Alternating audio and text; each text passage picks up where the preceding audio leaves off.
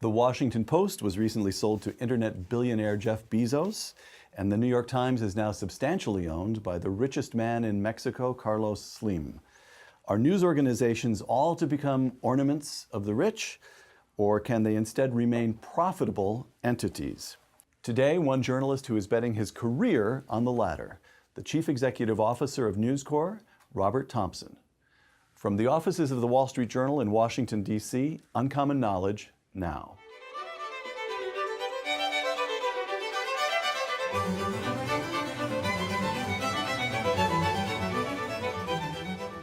Welcome to Uncommon Knowledge. I'm Peter Robinson. With us today, Robert Thomson, Chief Executive Officer of News Corp. News Corp's properties include well over 100 newspapers, including the Wall Street Journal, the Australian, and the Times of London, and one of the half-dozen biggest book publishers in the United States, HarperCollins, and the biggest real estate listing agency in Australia, REA. Born and raised in Australia, Robert Thomson has been in the news business since joining the Melbourne Herald as a copy boy at the age of 18. Robert Thomson, welcome. Thank you, Peter. The new news. Beginning with a part ownership of a newspaper in Adelaide, some 6 decades ago, your fellow Australian, Rupert Murdoch, began building what became known as the News Corporation, an enterprise that at its height represented one of the biggest media companies in the world. Then Rupert Murdoch decided to split the company in two. How come? Solomonic. It was Solomonic. But unlike King Solomon, he actually did it. He actually did do it. But your question, ornamental or fundamental, certainly I'm not good looking enough to be ornamental, but I hope it's fundamental. But the issue of the split was of itself fundamental because we needed to focus on the elements of the company that become the new news, because with that focus comes, and it's a terrible word to use, but people know what I'm talking about, synergy. Right. That comes out of that focus, and we're seeing that on both the Fox side, 21st Century Fox, and at the New News. And at a time, clearly, the word transition doesn't capture the degree of upheaval. At a time of enormous transition in media, what we half-jokingly referred to as the transition from Gutenberg to Zuckerberg, you do need focus, because if you don't, you'll get distracted. And as we've seen with media companies that have been distracted, distraction precedes death. All right. As I read the situation and read what other people say about the situation, it's possible to put it even more dramatically than that. Is it more dramatically than death? As follows. The afterlife. So in the new 21st Century Fox went the broadcasting and electronic properties, the Fox Studios, Fox News and so forth, off in that direction.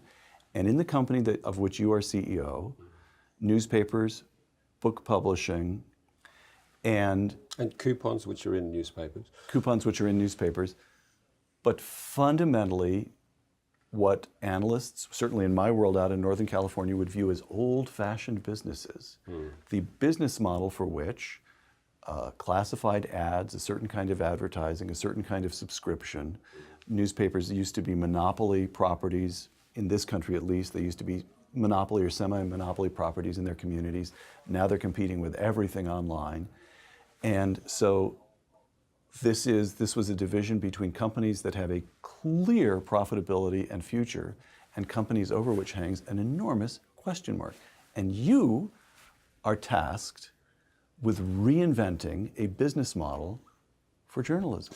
Well, I prefer an exclamation mark to a question mark. All right. Or some other form of punctuation. But I take the larger point, and it's a very fair point. And to see the demise of great papers, to know that virtually every paper and magazine from Boston to LA is basically on the market at the moment, tells you how dramatic the situation in which we find. It is an editorially existential moment. And I think you're right in who are the competitors.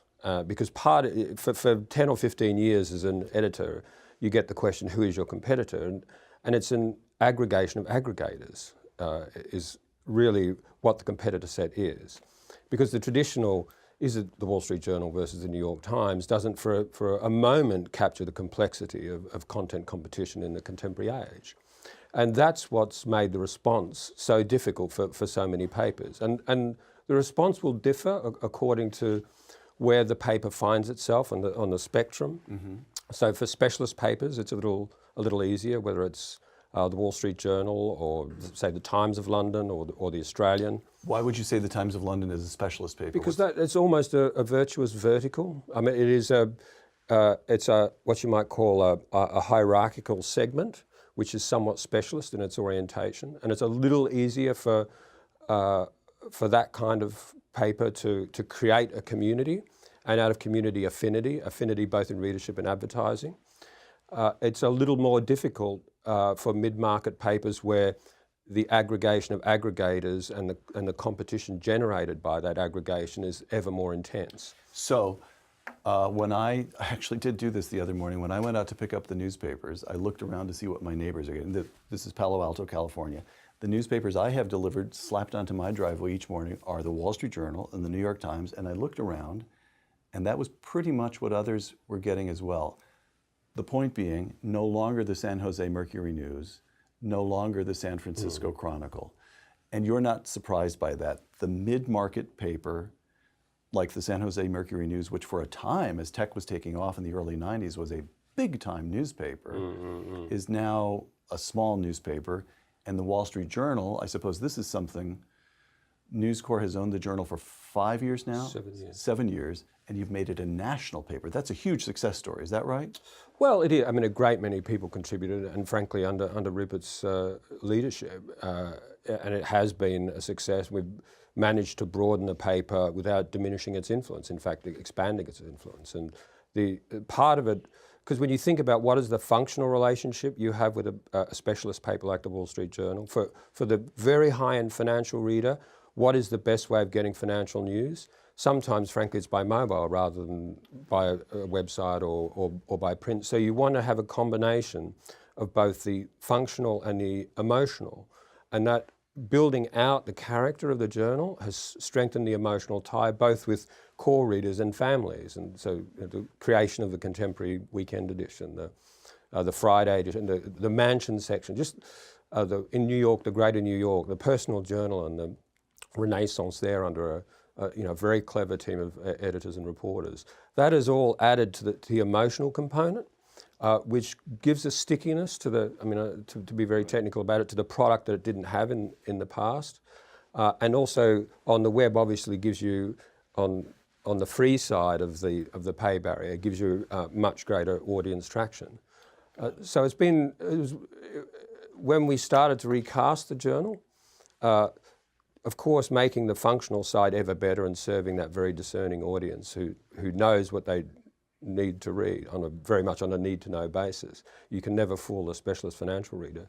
But yes, serving that audience, but just broadening it out in a way that didn't seem a betrayal of the journal's traditions. Okay. Robert Thomson, this is from an interview you gave a few years ago. Readers are digitally non-denominational, and they have never had more choice than they have now. Whether readers will pay for digital content is now the question.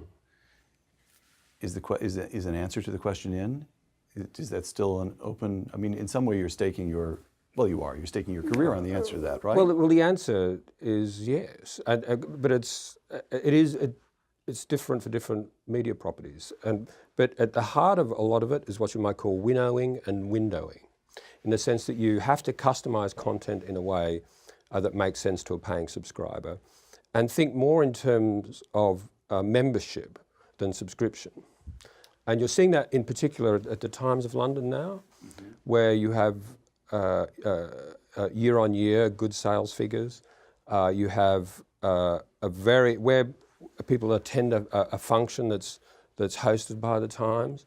The renewal rate is extraordinarily high because they feel an affinity. And understanding the value, the imperative of affinity is something that newspapers have been very, very slack about. Because when you think of, in an age of constant interaction, and not infantilism, but instantilism, where people expect immediate gratification, unless you're very conscious of the texture of the relationship and the amount of interaction you have with readers, then you'll lose them. And so creating these affinity sets has been at the heart of the Times' success and is a model that we're replicating elsewhere in the company.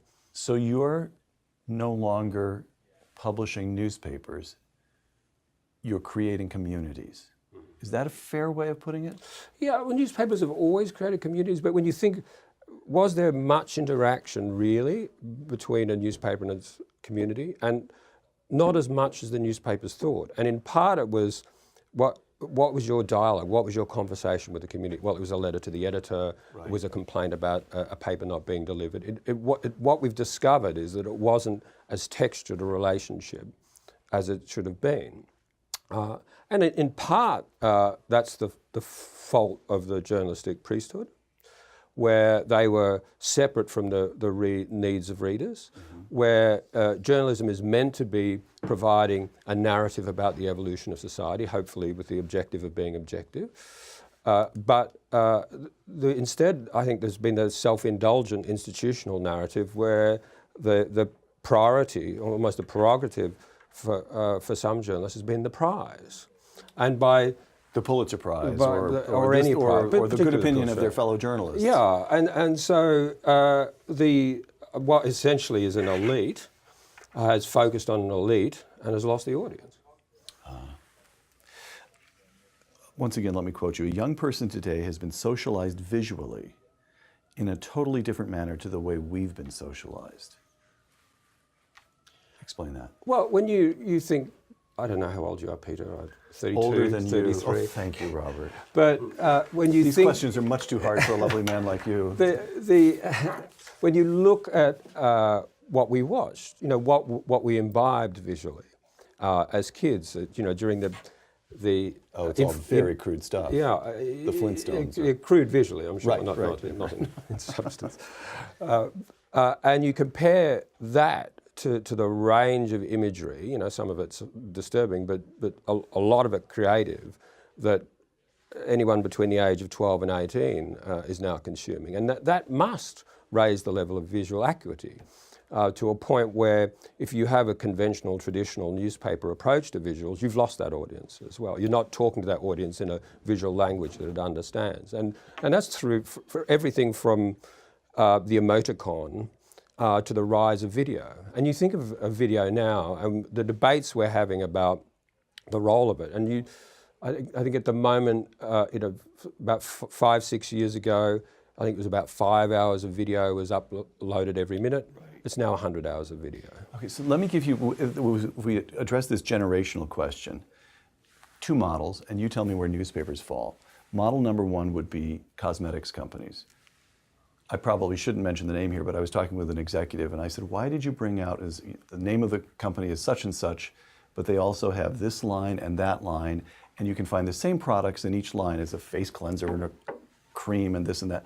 And the answer was, nobody wants to use her mother's cosmetics. You want to be different from your parents.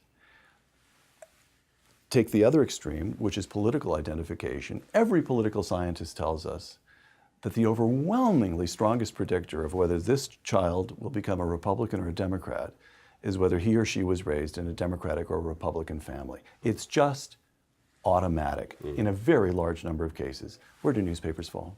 Well, first of all, full confession on the question of cosmetics. Both Peter and I are wearing makeup for the cameras. That's full disclosure. I can understand. That's sort of true, but I don't think it's partly rejection, but it's also evolution of taste among young people. And that whether it's political taste or media taste. And to be honest, the word newspaper doesn't quite capture the sense of a newspaper as a platform. And the platform permutations of media now. Again, it's not something I think traditional newspapers and other companies truly understood, the power of those platform permutations and how you can touch people of different ages in different ways, because you're able to segment content and create virtuous verticals that are valuable to different audiences at different stages, but both in the way you deliver the content, in the content you deliver, and the presentation of the content, i.e. the visuals around it, the nature of the scripting, it has to be relevant, because if you're not having a conversation, it's a soliloquy. Right, right. Let's go through a few of the things you've done as CEO, or just before the company began its independent existence. And let's go through a couple of specifics. Tell us what you were thinking and what they've accomplished for the company. The purchase of Storyful, which is a Dublin-based... It's a little room in a very increasingly trendy area of Dublin. And it's a wonderful confluence of technologists and journalists. And they're using traditional journalistic skills to verify and authenticate video. Because there's a lot of video out there of dubious provenance. And if it's of dubious provenance, it's of dubious value.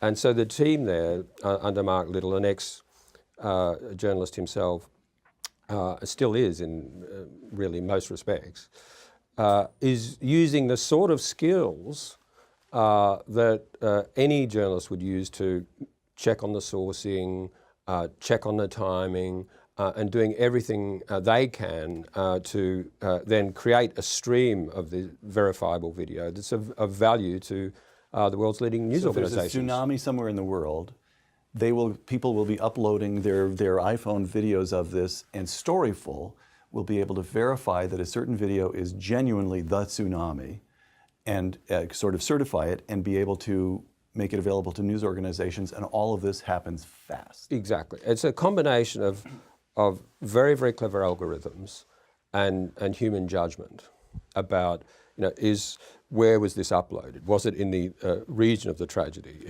What time was it uploaded? Who uploaded it? And being able to match that person against a spectrum of individuals who have a track record in frankly being honourable, and then reaching out to that person if you can. And if it's a very troubled region, obviously that's difficult. But both the skill set they have and the software they've created are quite unique, and which is why most major news organisations are now using them. And by the way, we speak a couple of days after Facebook paid $19 billion for WhatsApp, and you picked up Storyful for $25 million, as I recall. Yeah, well, it's different, but no doubt it is. But those Dubliners may ask for a Christmas bonus from you, right? WSJ.D, another innovation. This went active, as I recall, it went live on January 1st. Correct. What is it, and what does it attempt to do for you? We had a property called All Things Digital, which Walt Mossberg and Kara Swisher created and did, frankly, a wonderful job in building up a new platform. We wanted really to bring it back more to the Wall Street Journal and put pressure on the journalists to break more stories, because the Journal should have the best contacts, it should have the best stories. But do it in a way that's, one, contemporary, but two, creative in the right sense of the word, in that they're looking for new ways of reporting stories. They're more global in the way, because digital is not Palo Alto as important as Palo Alto is in the world. And it pains me to admit it, but I have to grant the point. Because you can't really understand digital unless you understand what LG and Samsung and Xiaomi in China and Lenovo and the literally thousands of Chinese software companies that have aspirations far beyond the boundaries of Beijing and India and so, and that's what the Journal can do in a way that really no one else can. And so we wanted to channel that great editorial expertise into D. All right. DJX, this was is an effort to combine a number of Dow Jones products. Dow Jones is the owner of the Wall Street Journal, but also has a number of other properties. And as best I can tell, well, it's not me, you've been quoted in the press as saying it didn't quite work, or it hasn't quite worked so far. So you're going to be making some changes. What was it? What do you intend to do with it? Well, Dow Jones has great properties, and the idea behind DJX... You better name a couple of them. Barron's? So Barron's, Factiva, Dow Jones Newswire, Risk and Compliance, capital markets, generally various products in that realm.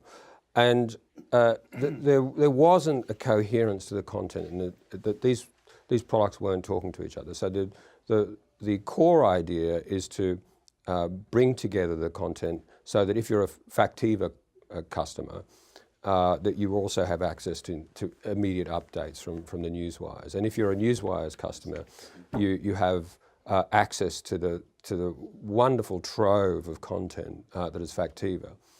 And to be very honest, we have to refine the product, the pitch and the pricing. We're a little too rigid, and we've listened to the customers, and we are going to be more flexible, and we're out there as we speak, talking to our clients and helping ourselves understand what sort of information they need to help their business. Because in the end, businesses know what's of value to them, and they can put a price on it. We don't want a plethora of prices. So you actually have your sales force or executive, somebody in your organization is actually making phone calls and getting on subways to go downtown and talk. You are actually talking one by one to customers. Exactly. And so we got feedback, and to be honest, we're responding to that feedback. And you'll see over coming months how we can make Factiva even more compelling than it's traditionally been. Because Factiva is a remarkable resource, but it's only as useful as the information that we can surface for you. And so refining search, and making it's a much more professional content set than, say, a Google search, where all sorts of things are thrown up that may or may not be. By the way, Robert, you are also, this is one of the famous Robert Thomson quotations, quote, "Google devalues everything it touches." That dates from 5 years ago. Would you like to recant? Or decant. Or up the ante on that one? No, well, I think it's true because it devalues content. I mean, it increases value for Google. So it's not a criticism of their strategy from a Google perspective, but it is a criticism from the perspective of one who has been aggregated. And if it sounds painful, it is to be aggregated. The aggravation of aggregation. And the truth is that Google News looks like a front page, but Google doesn't really have any journalists. They're not paying those. Journalists are expensive. It's the repurposing. And the more fundamental way of looking at it is that there's been a shift in value across the content set. So that the creators of content have lost value and the distributors of content have gained in value. Whether you think of Yahoo, Google, Facebook Newsstream, which is the turnaround product for Facebook on mobile. Facebook doesn't have journalists, but it has news. And so it's distributors are doing very, very well, and the creators are doing less well. And so one of the questions for creators is, how do you find other distribution platforms that are much more in line with our interests and are not inimical institutionally to our interests? And that's one of the things without... So the Rubicon project, explain that. Well, Rubicon is a company that we have a stake in, and it helps us. We've created an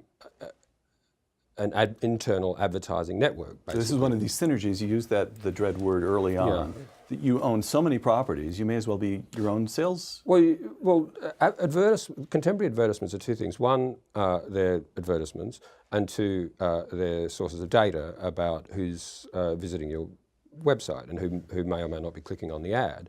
And I think we've priced them as ads without understanding the value of the data collection. I see. And part of what we're doing with the advertising network is ensuring that we keep the data, but also stopping that what seemed to be inevitable trend downwards in CPMs, the price that you can charge for an advertisement. Because if you allow third parties to sell, they'll stack them high and sell them cheap, which is not what you want for the world's most prestigious, influential news properties, which is what we have. By the way, can I also ask, broadly speaking, is it working? The Times of London, you're charging online for the Times of London. Well, is it work? Look, it's so early in the strategy. The Times of London is doing a very good job. The Sun, where we now have just over 100,000 paying subscribers. Paying subscribers online for the Sun. Online for the Sun. As against a 3 million newsstand sale? No, it's more like over 2 million. All right. And weekday. And it's just so early in that cycle for the Sun that I can't tell you now what the churn rate will be. Therefore I can't tell you what the retention rate will be. I can't tell you what the elasticity is in that audience. But what you can see is that the idea of affinity is working. So it's not just content, it's special offers that the Sun will give readers. It's in Britain football, which is really important. So exclusive access to the highlights of a soccer game, and you don't need many highlights because they don't score many goals in soccer. But the only place you can see those goals is the Sun. Is the Sun or the Times. So we bought Sun or the Times. I see. We bought them through the parent, and so there's a value to it. People can see the value in that video, and they associate that value with the Sun. And so over the longer term, I think we're confident that that's the right strategy. And in the short term, the returns have been positive. One more step that you took. This is actually before you became CEO, because it's before the company began trading as a company in its own right. But early last year, you closed The Daily, which was a publication that the old News Corporation had launched to be native to mobile devices. The Daily, according to what I was able to find using that dread instrument group, Google, was losing about 10 to 20 million a year. But, and this is what's so striking, you praised it even as you shut it down. This is quoting you, this is from Forbes, it's you. Quote, "The Daily was actually a great success in most respects, revenue aside." Now there we have an arresting formulation by a soon-to-be CEO. Revenue aside, comma. The losses were irrelevant to the ongoing, enduring contribution the Daily has made to News Corporation and to me as an executive, Thomson said, adding that the company ought to be engaging in more such experiments. So you really want your entire organization to understand that this company has to be experimental, that you're willing to spend money trying things out. Exactly. Well, Rupert said when we had the spin that he wanted a startup sensibility. And a startup sensibility is to try something, to do everything you can to make it work. If after a period of striving, it's clear that it's not going to work, you then have to have the courage to say, you know what, this is not work. We've learned a lot, and everything I said remains very true. We've learned so much from that Daily experience about tablets, about digital migration, and the patterns of readership that come with digital migration. And if we hadn't done the Daily, we wouldn't be in the position that we are now without tablet properties around the world. But there will be things that we should try, and some of those things won't work. But particularly in this era, if you're not experimenting within reason, and it can't always be revenue aside, but within reason, and if you're learning from the things that don't work, because if something doesn't work, you have learned something about your dialogue with audiences. You know, what is it about that didn't quite work? As long as you're open to that, and as long as you have a culture where people are not pilloried for trying new things, then you will find after a period that you have a group of individuals who are highly motivated, they're not beaten down, they've learnt a lot from their experiences, and they'll be in a far better position than employees at other companies to take advantage of the opportunities. Because we talk about the challenges, but I know you have so many opportunities. You're an experienced journalist, and we're sitting in Washington, not Palo Alto, and you've already said tech is not centered, Palo Alto is not the center of the world, but you sound like a 25-year-old startup executive. I wish I looked like a 25-year-old startup executive. All right. I wish I was paid like a 25-year-old startup executive. Saving journalism, 2 quotations from Robert Thomson. Quotation 1, "There is clearly a social role for good journalism." That's one. Here's the second one. "There's a great tendency for journalists to be high and mighty. They've existed in a kind of splendid isolation. They've been self-referential and self-reverential." Close quote. What is the social role for journalism? And why do journalists tend to be high and mighty? Well, I think they imbibe of ego a little too much. I think again, it's true that there is a sense of sacredness, and it's what you might, in part, it's Robert Redford's fault for having portrayed Bob Woodward. I mean, those of us who met Bob Woodward know that, you know, Robert Redford and Bob Woodward don't look the same, and in fact they don't talk the same. And but it sort of perpetuated something of a myth about journalism, a romantic myth. And then you have what you might call EBS, which is Erin Brockovich syndrome, where journalists are chasing injustice, and of course injustice should be pursued, but in a way that's often, I hate to say, as much about the journalist as it is about the injustice. And that is an injustice to journalism. So how do you square that one, Robert? Because you really, truly believe, you really do believe when it comes down to it, that journalism is in some way almost sacred. It is fundamental to the life of a healthy democracy. You really believe that? Well, the social role of journalism is sacred. But you want your journalists to behave like... The journalists should be feisty. You know, they shouldn't be, you know, we joke that they shouldn't be either lapdogs with laptops, or they shouldn't imagine that they're set apart from society in a way that they have an immensely privileged role. You have to critique yourself as much as you critique society. And I think journalism, not all journalists by any means. I mean, there are great journalists who are blessed with humility, but there are journalists who are so self-regarding. I think they've lost their bearings. Do you think that was the self-regard, the self-referential and self-reverential, was a function of the old days when certain newspapers were essentially local monopolies and the money was easy? Well, partly that, but it's a national syndrome in many respects, but it has left exposed the irrelevance of journalism at a time when media has evolved exponentially. You know, the tide has gone out, right? And what we have are... There's Bob Woodward sitting on the beach. Yeah, we have a lot of unemployed journalists with high opinions of themselves. Right. Back to Storyful. It used to be the case that professional journalists and reporters and editors gathered or uncovered the news, investigative journalism uncovering the news, and the masthead of the newspaper gave the news the authority and credibility. So if you saw it in the Wall Street Journal, it was true.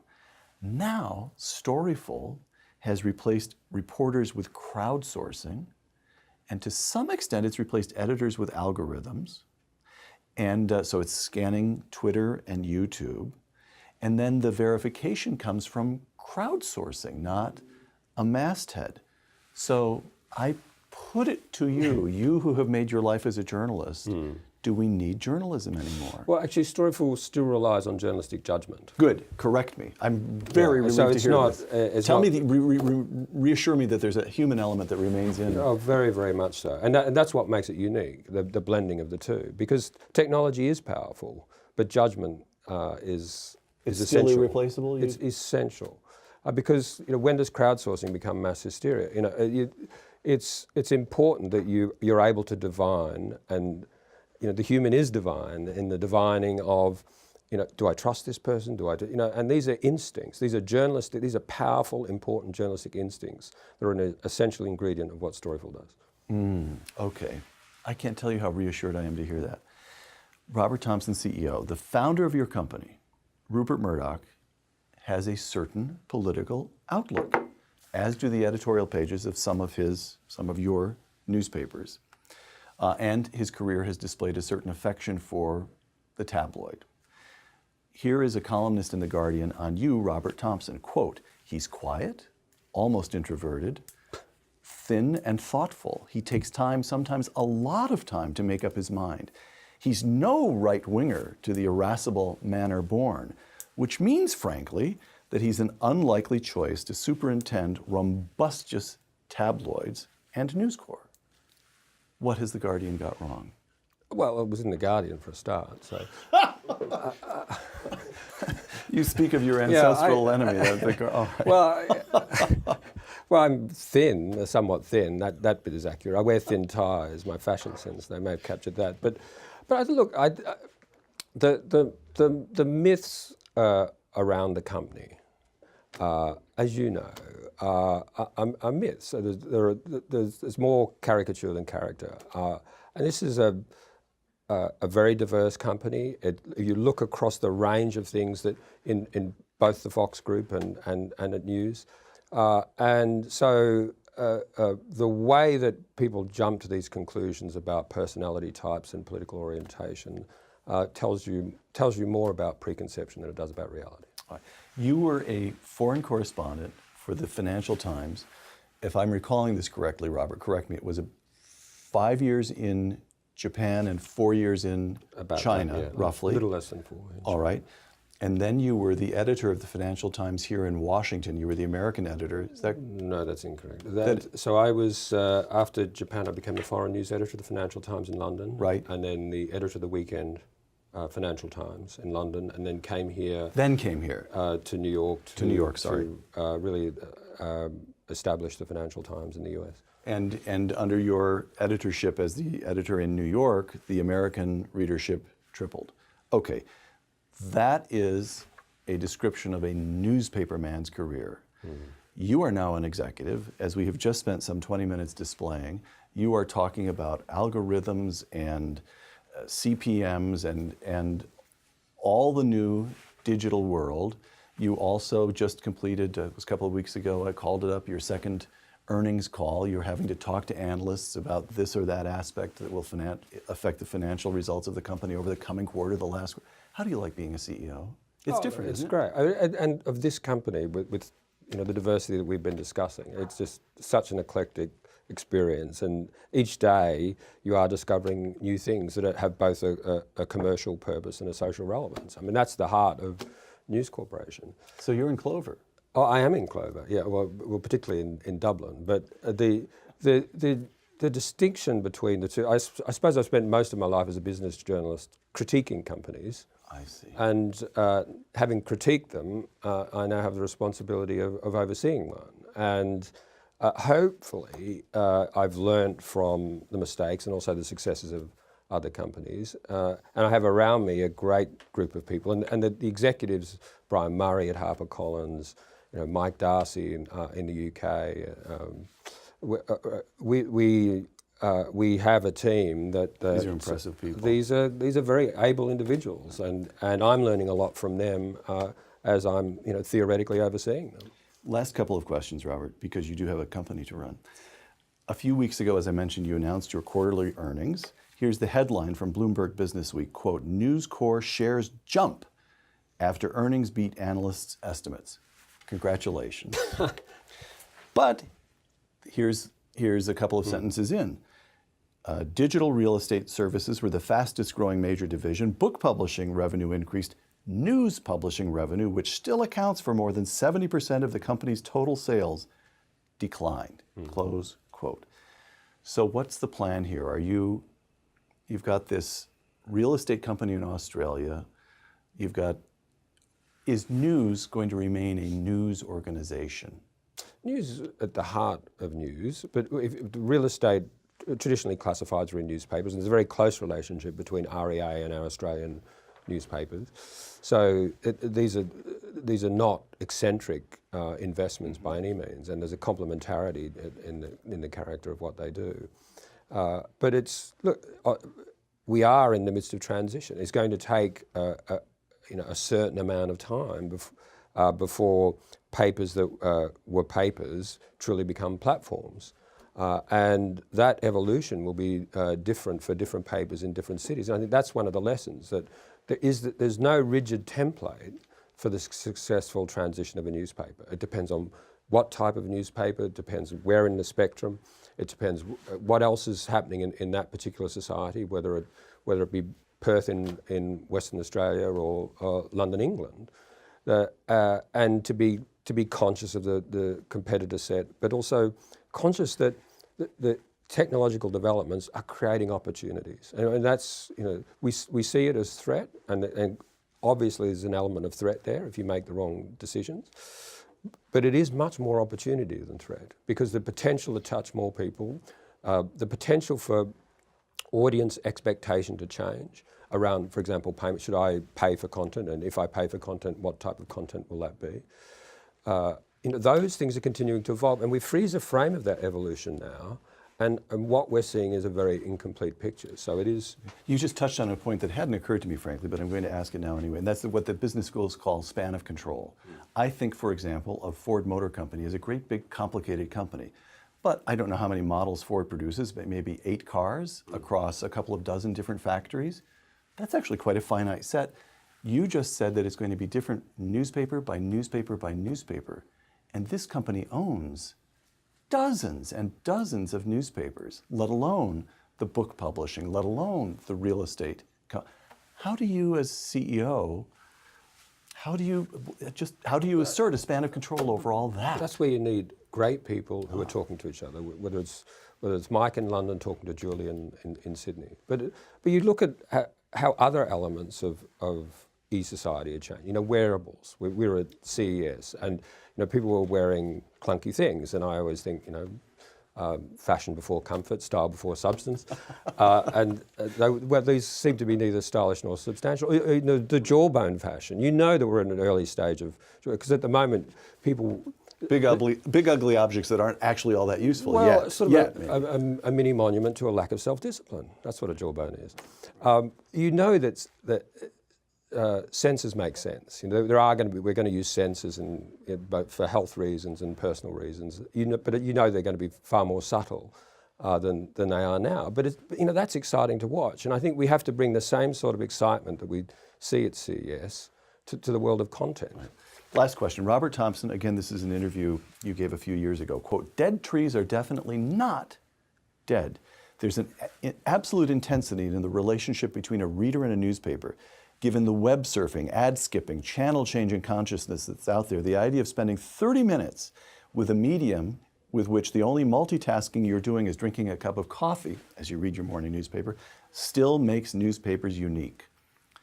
You have 2 young kids. When they're your age, will they be reading newspapers? Well, I have a 14-year-old who is. He starts at the sports pages, but that's fine. And a 12-year-old. A newspaper. He's not reading it online?